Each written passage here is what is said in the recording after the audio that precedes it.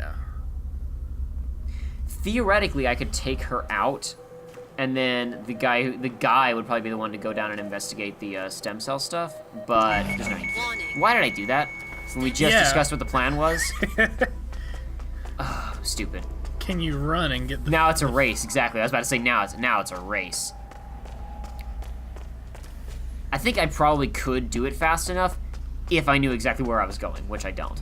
This is a kind of a weird thing, game-breaking thing. Could you just, like, knock her out and keep her body, like, in between the door so that it just doesn't close? Probably. You know what, Joey? I like your thinking. That's not even game-breaking. That's in-universe. Her costume is next to the door. Let's give that a shot. I like your thinking, Joey. That's using your noggin. We're gonna come back and the door's gonna be closed, but it's gonna be, like, phasing through her. Yeah, probably. Oh well, who cares? Same difference, really. Yes, you better get another canister, lady. You said that last time, Groundhog Day. Alright, so Joey, I briefly talked in what will probably be the last episode about some other Disney-related stuff more to do with video games that I talked about in another video, and we didn't have that much to say beyond just the fact that it exists. Yeah, I mean, it's weird, don't get me wrong, but yeah. it's interesting. Not much, it's more like a developing situation, like something that I really want to pay attention to as it unfolds, but I don't know what to make of it yet. Yeah. Now, I mean, that's a good place to start since Disney XD is aimed for the younger kids. Mm-hmm. Like, but not the super young kids. It's like the 13-year-olds. Oh, that was a very genuine noise. That was also a very well acted noise. Now let me just put you right there. Perfect. I don't know why this wouldn't work. Okay. I think that's perfect. I like this plan. Is this way out? This is the way out. Now I just have to get back over and get that fish poison. Poisonous fish. It's not poison for fish. It is a fish that is poisonous. There is a difference. Alrighty. Now the problem with this costume is I doubt that I have any access over in the other building, but on the right side, no one's gonna not recognize me, probably. I don't know. Seems like I'm allowed to be here at least. Yeah, and the kitchen doesn't seem like it's that hard to get into. It's not that hard to get into. My question is solely, will I be allowed in there? I mean, I hope that I would be, but maybe past the dormitory area, they're gonna be like, nah, you shouldn't be here. Like, this is the break room, so the test is gonna be in about 5 seconds here when I go into this room. They don't. Oh nope, I'm definitely trespassing in here. And I apologize for talking business. I know this isn't the right place. No, it's not. I'm sorry. I mean, you must think I'm a no bore. But you know how it is. I mean, you're overworked. You treat yourself to a wonderful place like this. Nope, you didn't see anything. Yes, please do go investigate. That would be wonderful. Hey, what the hell are you doing here? Nothing. I'm not doing anything here. I need What? a knife to cut the fish. Oh my gosh. Is there a cooler in here? Yes, there is. Can you use that meat cleaver from... I don't know. I need a kitchen knife. Darn. Because it wants you to make a fine cut for sushi. Right. I said tofu earlier. The tofu doesn't make any sense. It's not meat. I meant sushi. Okay. It wants you to make a very fine cut of it. Anyway, while we're hiding out in this cooler, so at D23, it's Disney's own trade show basically. Since they're such a big company that owns like a sixth of the entertainment world, they have their own show essentially. Of course. And one thing that they talk about there is all their theme park stuff. Now, Joey, in the Kingdom Hearts playthroughs, we have proven that you are not a master of Disney's filmography. Not at all. But you know a decent amount about the theme parks, do you not? Probably. I mean, my point is that I would like to think. you've been there a handful of times. Is my point. You and your mom. That's a pretty Yes. frequent getaway for you two, is it not? Yes. All right. Well, this is also typically where they talk about a lot of their, ongoing theme park plans and whatnot. So they announced a lot of things that are closing and a lot of, new things that they're going to be implementing soon, at the same time. I need help now. Okay. No, you don't. Crime noticed. By who? Didn't I just take out the only guy who noticed it? Maybe that was for the prompt for the first one. Okay. I'm going to put both of these guys into that cooler, and hopefully this will go off cleanly. All right. So they announced a bunch of different changes. There have been rumors swirling about changes they're going to make in the near future, because there always are, because that's the theme park business. Is Exactly. You've got to change stuff to keep people coming back. Don't mind if I don't. Oh, there's another cooler. Hey. You guys can each have your own cooler, which is probably actually means they're more likely to die, because throwing them in the same one would have meant they were, shared body heat. Don't worry about it. Yeah, who cares? I'm not too worried about it. Let's see. Blend in as chef. To do what? Just look at milk? There we go. View intel. Now, I'm willing to bet that this is not going to work. Fugi fish, also known as a puffer fish. Fugi can be lethally poisonous to eat unless prepared by a master sushi chef. It is considered to be a rare delicacy in Japan. Okay, yeah. I figured it was just like a pickup item. I didn't think it was this whole elaborate thing, so it probably won't work, but... Maybe, we'll see. So, like, the whole point of that is that the Yakuza lawyer lady, she's like a thrill seeker, and she's like, I want to eat Fugi, because that's super dangerous and awesome and a delicacy. Yeah. And the apparently somebody has already died at this hospital from being served Fugi, so they've banned it. So you have to go and serve it for her. Oh. And of course, since you're not a master sushi chef, you're gonna get her killed. And this is gonna It worked. Heck yes. That's not what we put the Fugi in. I guess now Fugi's gonna kill 2 people in this hospital. You're right, dude. You can get both kills with Fugi. All right, let's do it. Let's just go put this back into where? Yeah, we came from over here. Can't believe this is gonna work. Came from over here. Now the problem is I'm not in the surgeon costume, but I think all I need to do is put it in the machine and say go. So we're probably okay. And I went through the wrong door again. But that's fine. I'll find the right one. But It's around here what were you somewhere. saying about the amusement parks? So they're bringing in a bunch of new stuff there. Which now that this is working, we might not have enough time to discuss it. But apparently I'm lost. So maybe we will. So they're just moving some different stuff in and changing stuff. Since we're on limited amount of time now, since I'm going to finish this soon, the big one that I want to talk to you about that I find the most interesting and also the most horrifying is don't worry, the concept itself is not necessarily horrifying, like on face value. Yeah. They're making a Star Wars hotel. They sent out a feeler like, would you be interested in this a couple of months ago, and they've already confirmed that they're moving forward with it. This is okay. Are you about to bring up the whole issue of like? This is like, what's the word that they used? Like, personalized experience? Yes. Well, kind of. Do you hear about this at all or not? Only a little bit. Oh dear.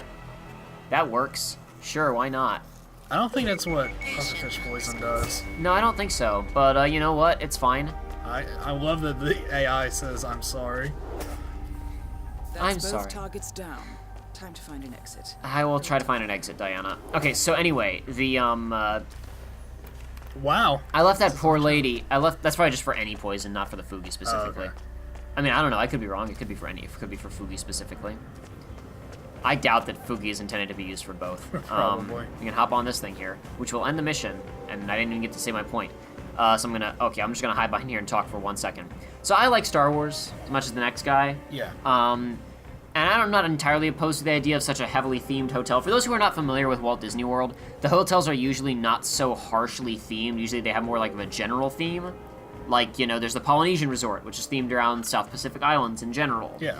There's the Wilderness Lodge, which is all, wood and outdoorsy themed and stuff like probably that. one of the even heavier themes, which isn't even as much as like Pop Century, which is just like the, the 70s, the 80s, and the 90s. Yeah, exactly. There isn't one that's branded around a specific movie or franchise or anything like that. Now, here's the thing that they're pitching with the Star Wars Hotel. The new Star Wars land that they're bringing into Hollywood Studios in the near future is they want it to be, you can opt into having this fully immersive experience, where the idea is there'll be a ride on the Millennium Falcon or whatever, right? And there'll be some kind of interactive element to it, and if you perform well, they're going to be like, congratulations, you did good job for the rebellion. And if you did a bad job, they're going to be like, we're sending a bounty hunter after you for screwing everything up, right? And if you've opted for the awesome, fully immersive experience, they'll track who you are within the park, and like if you go to the cantina or whatever, maybe a bounty hunter will come looking for you. This is the example that they've given. I have no idea how on earth that's gonna work. Absolutely. But we'll see.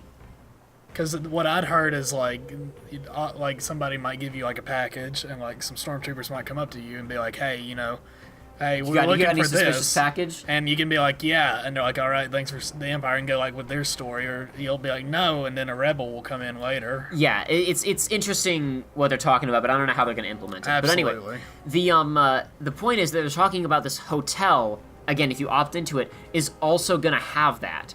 So theoretically, you could do a 2-day vacation where they want you to have a fully fleshed out story that would happen across the park and the hotel, and the idea is it's just constantly you in this setting. That stuff is interesting, probably a bit overbearing, because I can't imagine anybody who would want to spend 2 days of a vacation on a constant narrative thread, including in the hotel that you go back to stay in.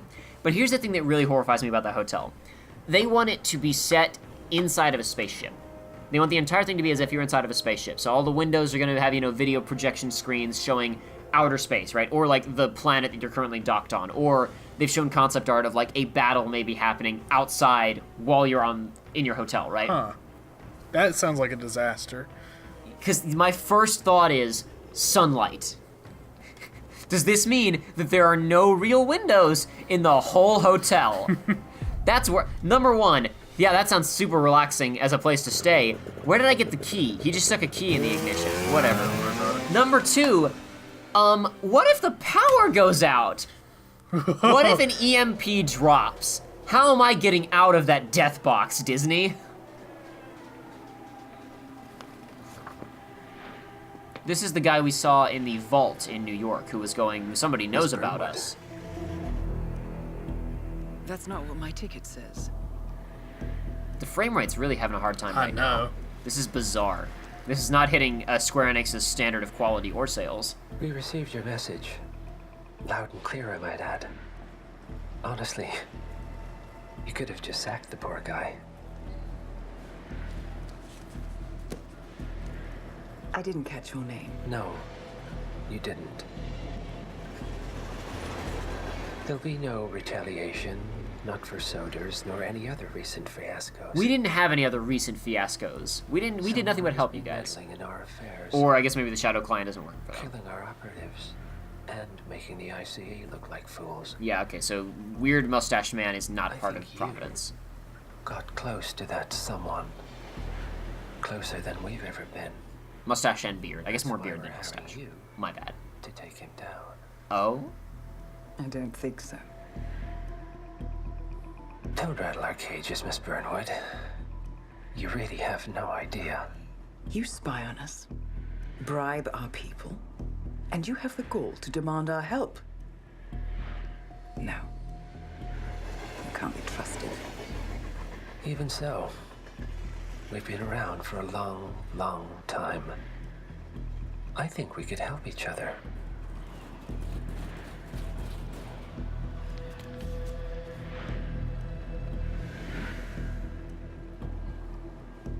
Some 20 years ago, your agency took in a young man with no past and extraordinary skills. In his own special way, he cares about you, and vice versa. And ever since that time, you've never stopped wondering where he came from and who made him what he is. There was a doctor. Some depraved experiment. But he's gone now. I guess this must be from a previous game. Well, if you believe We must the have questions learned a bit about his guided him, past previously. we have nothing further to discuss. If not, as I said, I think we could help each other.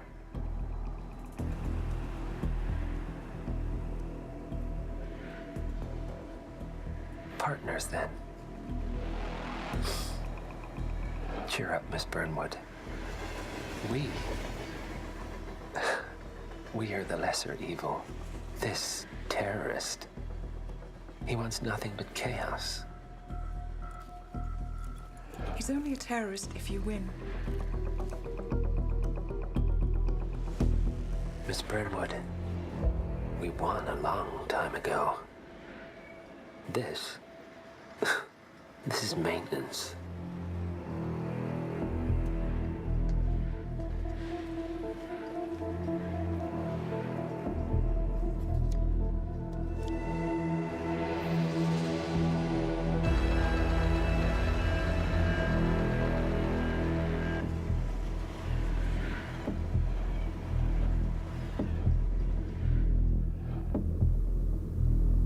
And so ends Hitman Season 1. Very seasony, wouldn't you say? Quite seasoned indeed. Oh, look, credit roll and everything.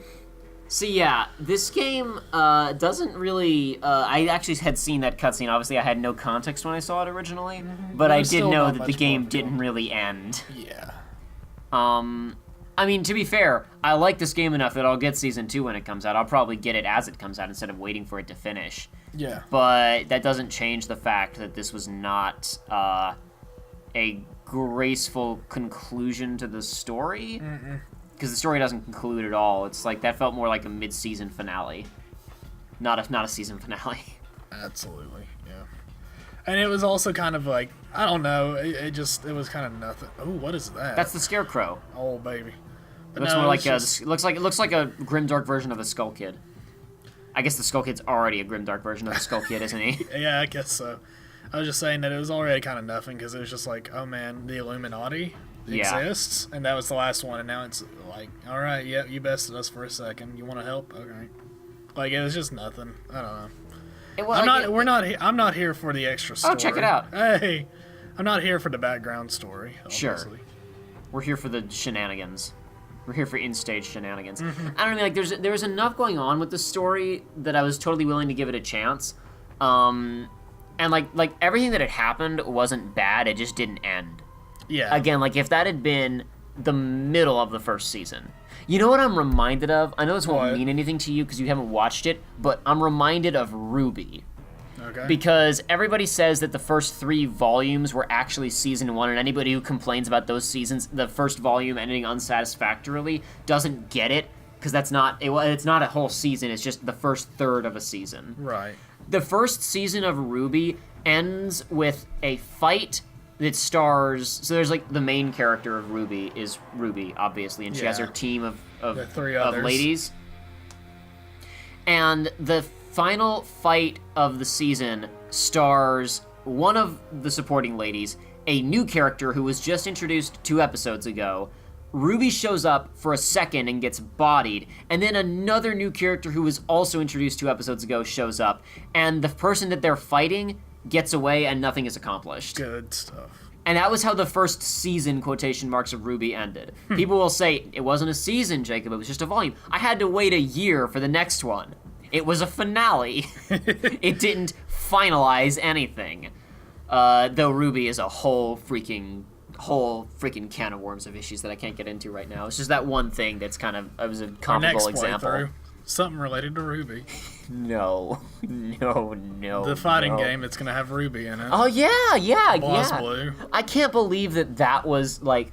It's interesting to me that for those who aren't aware, there's a Blaze Blue crossover game coming out that's like not just crossover with one other series, it's got a bunch of stuff. Like the reveal featured Yunaru Kami and some other guy that I can't remember. It was Under Night in Birth X Persona 4 Arena Ultimax X. Yeah, RWBY. and then at the very end, RWBY shows up. Remind me after RWBY. this to show you the crowd reaction. Oh no, I watched the crowd reaction. I think I might have sent it to you. Ooh, it's amazing. Oh no, what am I talking? No, you sent me the initial news, and then I said you've got to watch the crowd reaction. Oh yeah. It was so weird hearing Lindsay's voice come up at the end of that trailer because everybody else in it is Japanese. I know.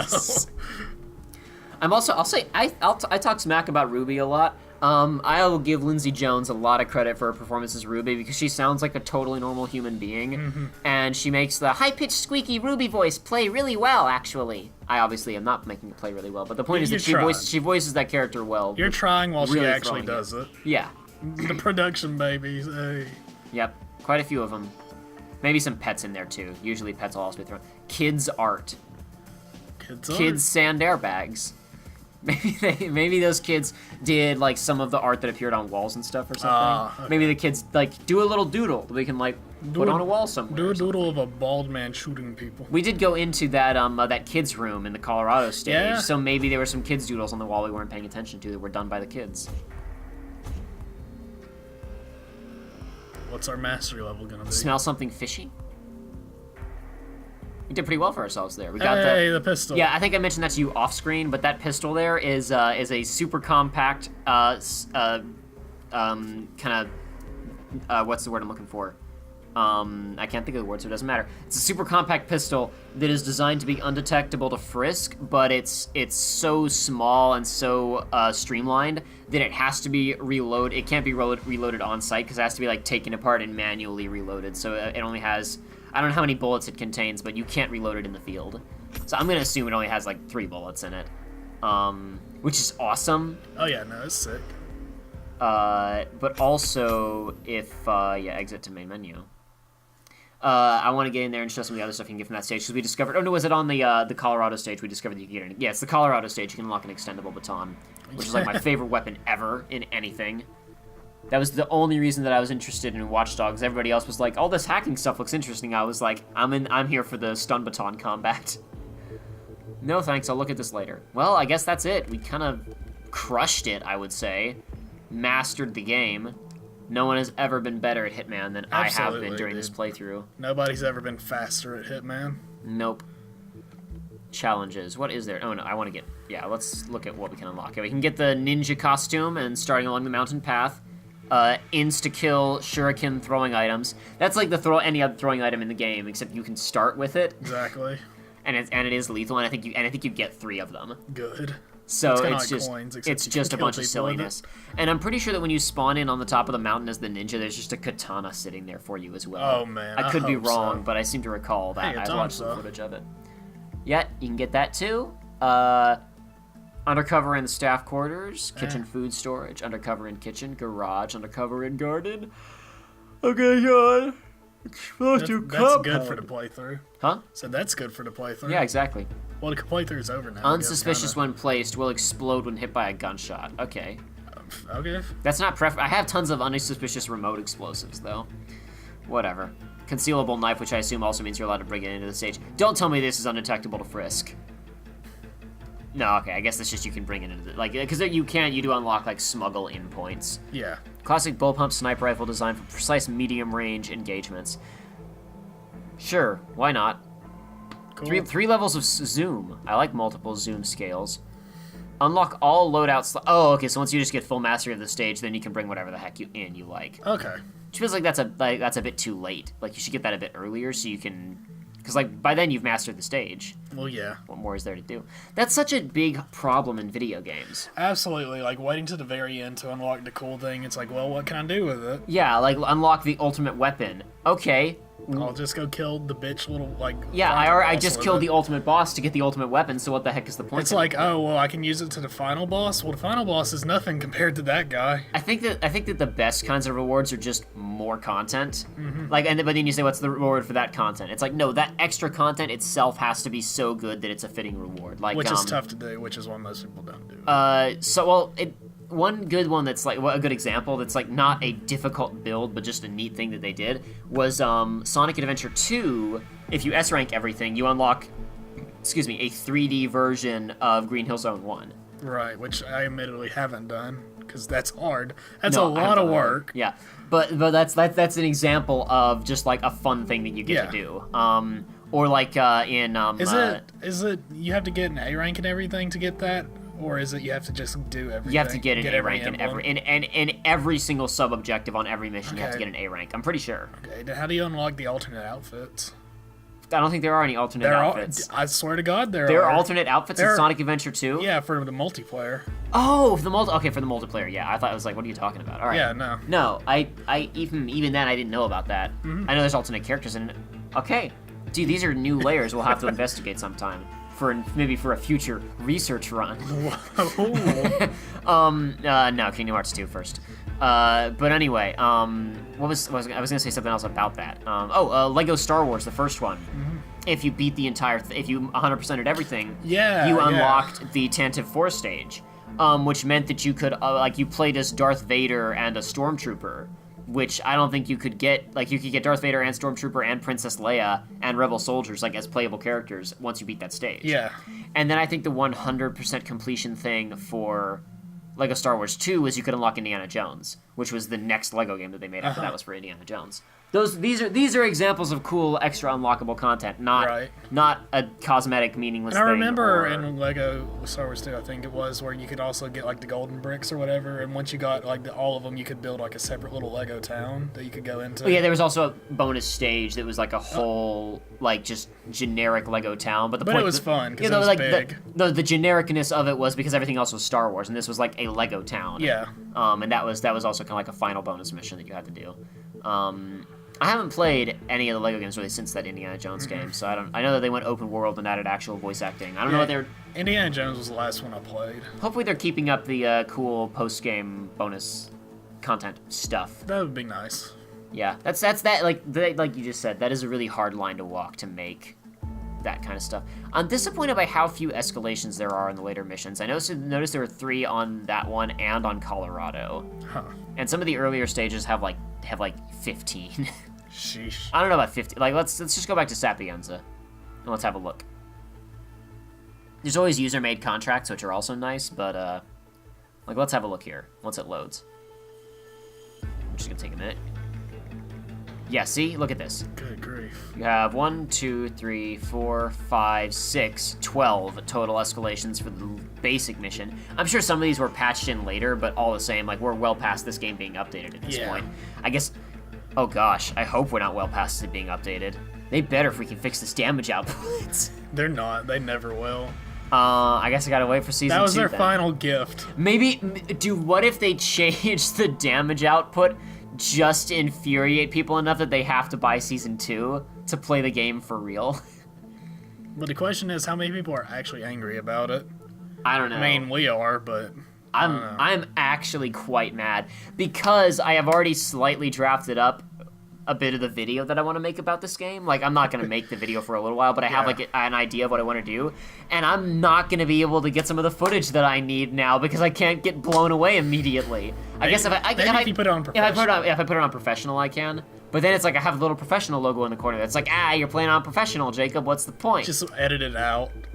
Just add your own little watermark covering it. Yeah, in professional, you get taken down in 2 shots. Just like, let's just demonstrate really quickly. You can always just use old footage, but I mean, but I don't have the footage. Is my point. Oh, okay. I don't have any footage. Let's just go into the showstopper for like a half a second, and you know what? Just to show it off. Yeah. Let's get that little compact pistol just to see what Okay. it does, because I've never used it. I don't think I've ever even seen any footage of it. Where is it? There we go. 5 mil. Yep. And yeah, sure. I'm not gonna need anything else. Just give me. I was like, this is a good idea, and then I remembered load times. We're gonna be here for 3 hours, but that's fine. Who cares? I certainly don't. I played this on professional earlier, and it wasn't clean, but I did it just to get myself reacclimated to the controls. It was a good thing that I played it on professional, because otherwise I wouldn't have known about the damage sponge nonsense, and I wouldn't have been able to react to it organically during Colorado. If I had known about that, I probably wouldn't have initiated that killing spree. Oh, yeah. I mean, how could you have known? Gosh. What a disaster. This is a disaster. These load times are a disaster. Speaking of disasters, going back to Walt Disney World stuff for a second Oh, here. no. I'm upset. I know most people aren't, because it's an older dark ride with bad animatronics and whatnot. They're getting rid of the Great Movie Ride at Hollywood Studios. Yeah. For those who are not aware, it's a like sponsored by Turner Classic Movies thing that's like a ride through tons of classic Hollywood films. Like there's a bit where you go through. Consider that in the Walt Disney World resort, you can go through the Nostromo from Alien.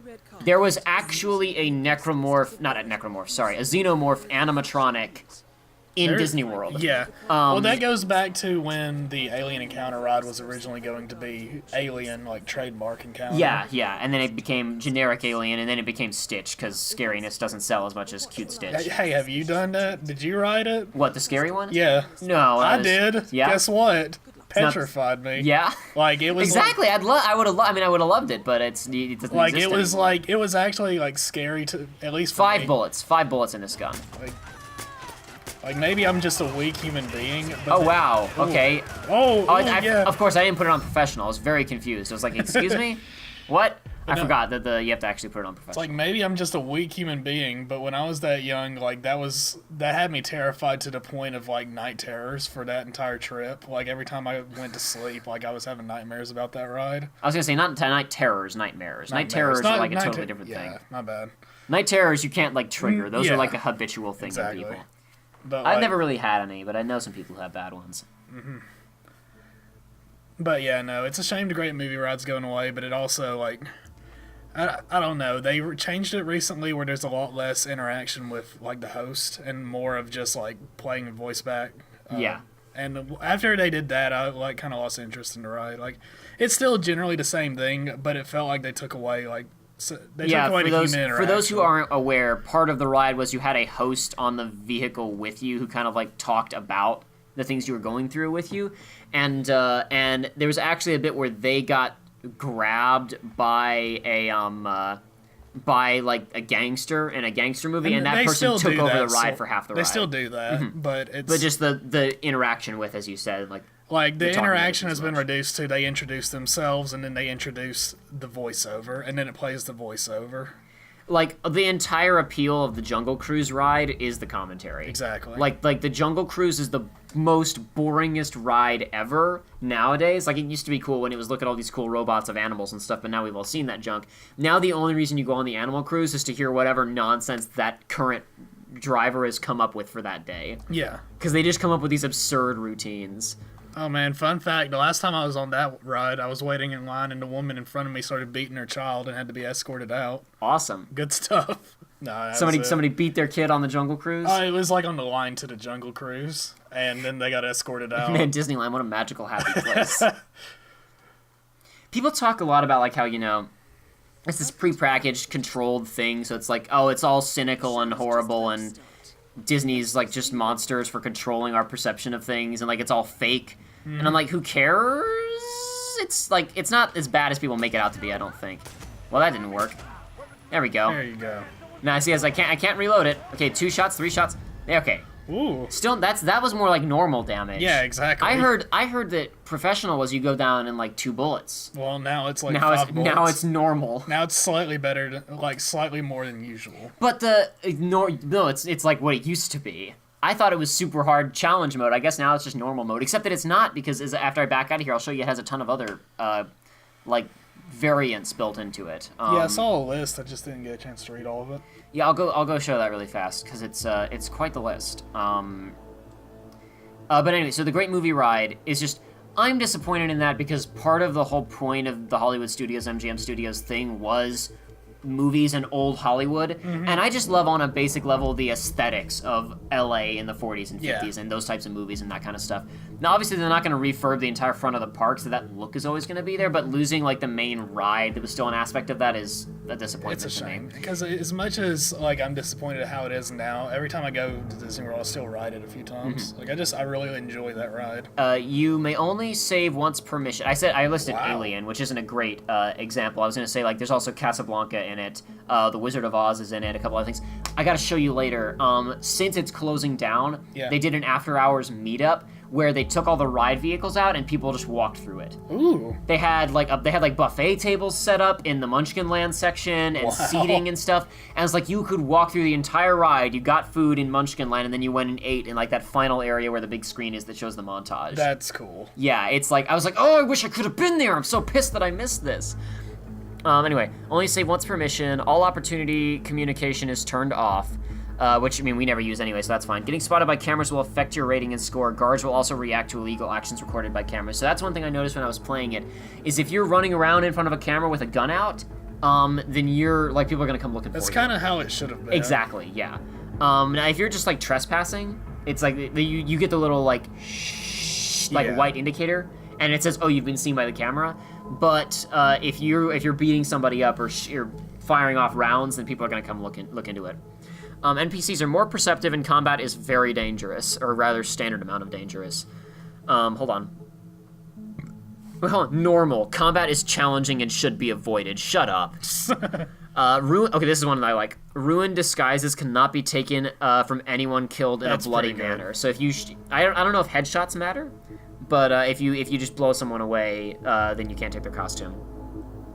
So I imagine that would mean, I mean, like, granted, I just knock people out typically anyway, but I imagine that would mean that maybe like the wire, maybe that doesn't cause too much blood. I don't know. Missions have been altered for a greater challenge. That is one thing where I feel like this professional mode isn't just the new normal mode. Like, for example, when I played Paris, I noticed that a couple of disguises that were just sitting around and a few items were just not there anymore. Okay. And there were more guards in a couple of places. So it is actually changed around. So it's, unfortunately, it is slightly more difficult, despite the bullet damage being about the same. Anyway. So it's what the game should have been. Yeah, I guess. Oh well. It's what normal should be, except for the missions have been changed to make it more difficult.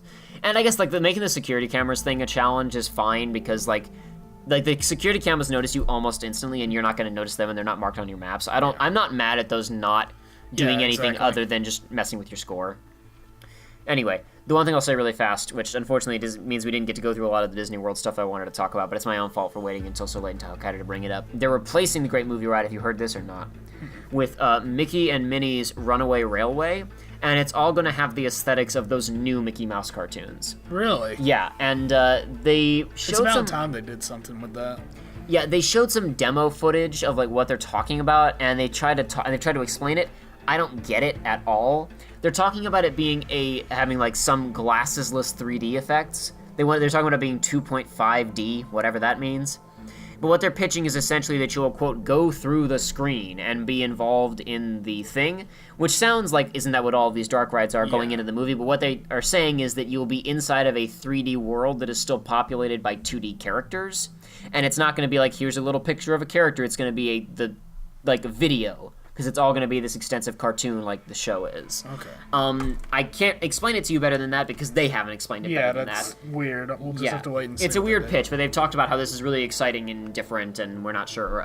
It's very ambitious or whatever. Yeah. I'm sure not like, on a scale standpoint, but just technology. And also really fast, just because it's an easy point, Toy Story Land is going to open next summer. Okay. Slinky Dog Rollercoaster, among other exciting new attractions, will be opened up at. Have you seen this or not? No. It's gonna be in MGM Studios. You know where there's like the Pixar section already? There's just like that one little block that looks like the Pixar campus that has the Toy Story Mania ride on it. Just directly behind that is gonna be. Yeah, I remember. Yeah, but it's all gonna be construction. It's all gonna be set up not like Pixar, the Pixar place where it's like just looks like the Pixar production campus. It's gonna be more set up like a Toy Story setting. Sorry, and the roller coaster is going to be. It's supposed to be. Andy has set up this track. Like this toy track, but instead of using the race car that's supposed to be on it, he's put Slinky Dog on it, and you ride inside of Slinky Dog. Okay, cool. And that's the ride vehicle, and it looks kind of neat. But anyway, I'm not going to hold this up anymore to talk about Disney World stuff as much as there was other stuff that I wanted to go over because we've now botched it. We've botched it, I tell you. And I don't want to record anymore right now just in case, because even though I like the idea of filming more of this, maybe we put this out and everybody's like, I hate Hitman forever, never play any more of it. So, I don't know. Would you like to see us play more of Hitman? I know probably not at people are like, no, not at the expense of Kingdom Hearts 2 or whatever else. I don't know. Maybe people have found this and they don't care about that. I hope that new people have found this channel because of this and not just the old viewership that wants us to play the same stuff. But I mean, I don't know. We wouldn't play this at the expense of producing that. Yeah, it would just be like, it would be like if we were over here to shoot Kingdom Hearts, it'd be like you want to spend 2 hours on this and then flip over to that or something like that. Mm-hmm. Because the other thing, I imagine that you felt this while we were, maybe not as much during Kingdom Hearts 1, because we were flipping between that and FF7 so much. Yeah. But I imagine that you got some fatigue from slightly. playing such a long freaking game. I mean, it helps playing something else to break up the monotony of certain sections. Which is what hopefully Research Rambles is going to let us do, to be able to just like, hey, you know what, this time let's shoot something else for 2 hours. Because I don't want to do like Game Grumps style one-offs where it's like we play a game for 10 minutes and then never look at it again. Yeah. I'd rather spend like an hour or two in it or something like that. But anyway, I guess theoretically that's Hitman. Joey, I know you didn't actually physically play much of it, but what did you think of Hitman? Well, it's definitely something where I'm considering getting it for myself. Oh, really? Yeah. Seriously? Yeah. I thought you hated stealth games. I don't hate them. I'm just not good at them. Okay. I'm not familiar with them. Sure. All right. Probably the proper word. I haven't played a whole lot of them. The only one I've really played was a little bit of Splinter Cell. And I think Blacklist? Conviction. You said? Conviction. Okay. Yeah, a weird one to start out on, I know, but I got it for 360 ages ago, and I had enough fun with it, but I was just like, this doesn't really click, you know? I think people would say that was a fake stealth game. It was more of a shoot-bang game that just had some light stealth elements for the casuals. Well, believe me, I was very OCD about, like, if I got spotted, like, starting over and whatnot. Oh, okay. When I played that game stealthily. That is one thing that this game has way above over Metal Gear Solid 5 is a functioning save system. Because you can't save whenever you want in MGS5, so, like, you can't... Like, one thing that Bunny Hop mentions in his review of this game is that you can't spend... He's like, my stealth OCD that demands spending 50 minutes trying to make a right turn successfully without getting spotted. Like, you just couldn't do that in MGS5. If you got spotted, you just restarted the mission or you went loud, typically. In this one, we obviously had more options than that because we had a really robust save system. And that's the thing is, it's like when I see a game that has that, or you can save scum, I love that. But I love that, but I'm also like, I'm gonna either abuse this or actively have to try to not abuse it because I want to. But it also, like, at that point, it's kind of killing the experience because you're taking an hour to do something that should take 30 minutes. Yeah. Even though the load times on this were kind of problematic, the fact that it saved instantaneously was pretty nice. Like, it saves very fast, so you didn't want to go, I gotta save the game now. The reloads took a little bit of time, but you don't think about that until after you've been killed. So, it didn't actively discourage you from doing that kind of experimentation stuff. Like, I felt totally comfortable running into that room with all the surgeons just to see if anything was in there. That is my favorite part of being able to save scum, is you can just save and be like, okay, I'm going to see what happens when I do this. And then if it works, it works. If it doesn't, well, whatever. Of course, taking risks in this game got a lot less important when you gain the ability to hit people with a headshot from a hip fire from 20 feet away. Yeah. By tilting the camera up slightly. Yeah. This is honest. I mean, I'll tell you what, I had a lot of fun with that ridiculous killing spree in Colorado, but it's actually damaging some of the fun of the game. Like, I'm actually actively disappointed by that, and I'm going, I don't want to play on professional, though. Because, like, I also think that a lot of the challenges in normal are not in professional, so I can't progress. Like, if I want to progress Colorado and Hokkaido, I can't really do that because professional has its own set of, like, more challenging challenges.